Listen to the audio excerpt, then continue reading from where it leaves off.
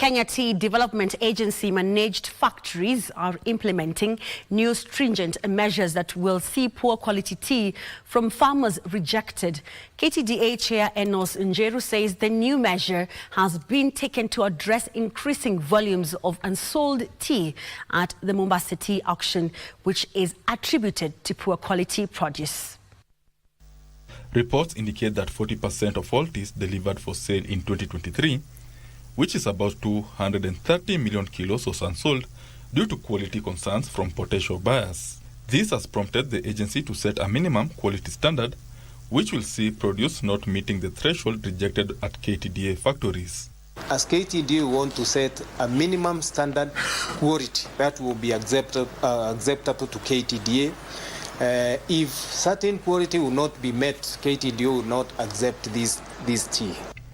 KTDA says of the unsold tea, produce from the west of the Rift region is the most affected, which it blames on rampant hawking that has compromised the quality. Once we work on quality, we will not be talking of volumes, we will not be talking of low prices or poor payments.